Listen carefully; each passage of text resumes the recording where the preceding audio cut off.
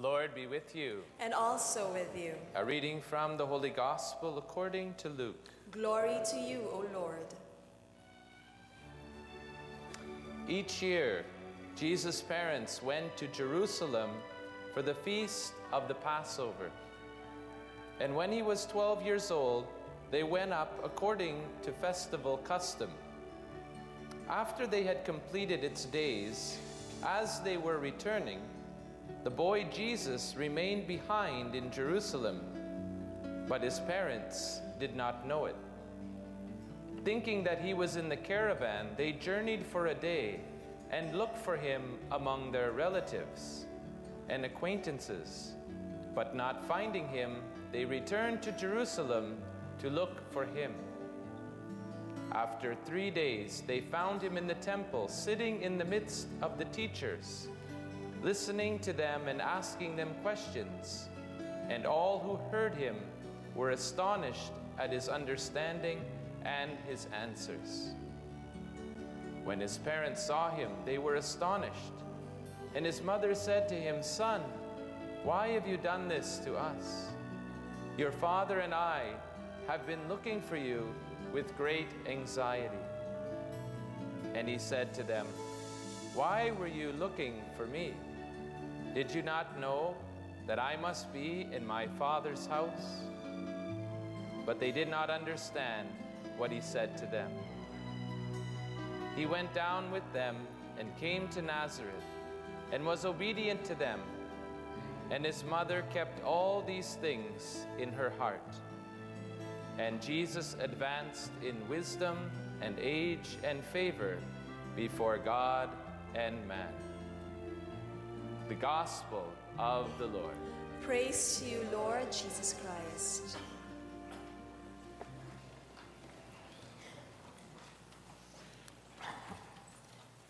Magandang umaga po sa kanilang lahat. Good morning, everyone. I know you wake up early, katulad ko. Galing pa ito sa Binyan, si Mr. and Miss Cese, mga taga St. Michael College ngayon ang ating sponsor. Very beautiful celebration, as what I've mentioned, only in the Philippines. Ini-extend natin ang Pasko. We cannot get over Christmas. Kaya ngayon, Santo Niño, katatapos lang ng Pasko. You know, last Christmas, I had this beautiful reflections. Nagkaroon ako ng napakagandang realizations na I'm so thankful to God for Christmas.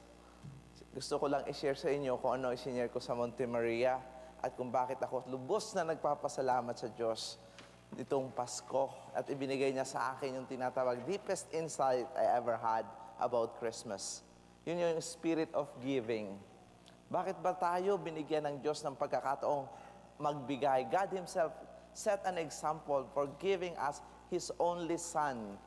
Alam mo, na-realize ko, my dear sisters and brothers, gusto kasi ng Diyos tayong lahat maging mabango. Alam niyo kung bakit? Noong Pasko, binigyan tayo ng Diyos na magbigay para mahanginan ang ating mga kilikili. Yung palang nagbibigay, nahahanginan ang kilikili. Can you imagine those who don't give? So, pasensya na po doon sa mga hindi nagbigay nung Pasko. Dahil, for sure, hindi nahanginan ng inyong kilikili. That's why in the Philippines, tinatanong ito sa akin ng lalo-lalo ni Father Jeff, bakit ang mga Pilipino walang amoy? Noon ang iniisip ko, kasi sa ating kinakain. Hindi pala sa ating kinakain. Tayo pala, ini-extend ang Pasko. Kalagatian na ng January, Pasko pa rin. Kaya yung mga pagbasa, it's all about the people in darkness have seen the great light. Let's the ends of the earth sing glory for the saving power of our God. Tapos ngayon, 12 years old na si Jesus, itinuturo pa rin niya sa atin kung paano magbigay.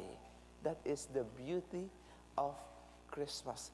Na sana po mga kapatid, tayo laging magbigayan. Let us keep the spirit of this Christmas.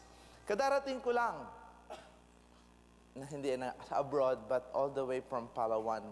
Very, very powerful celebration of healing. Sabi nga ni Bishop Pedro Arrigo, this is the moment of grace.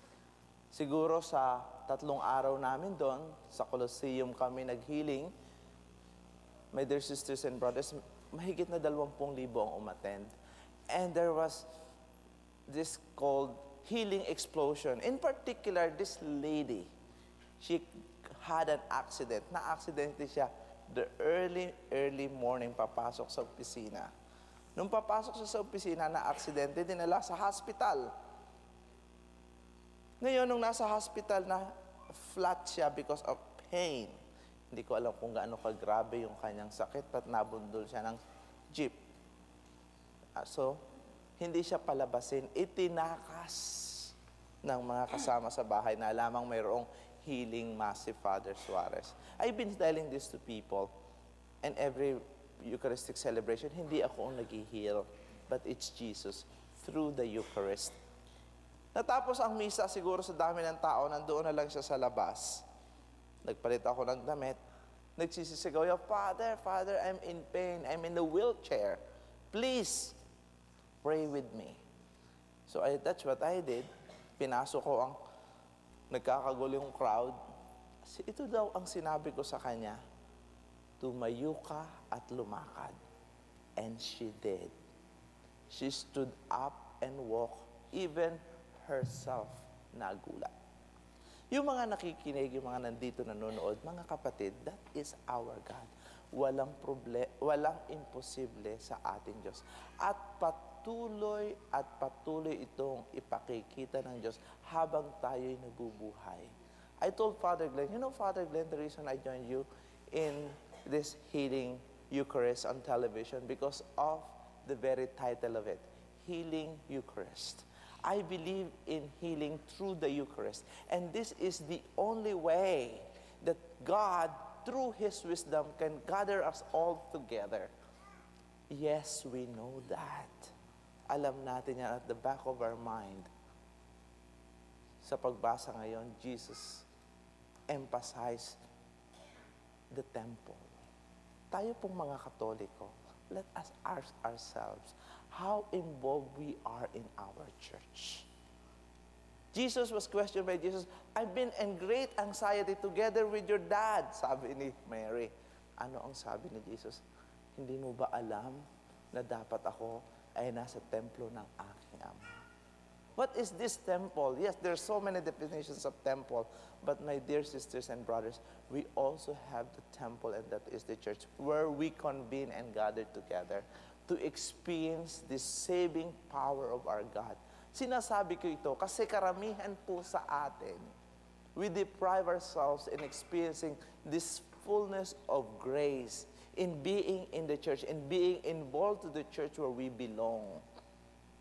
Masakit isipin, but it is a reality.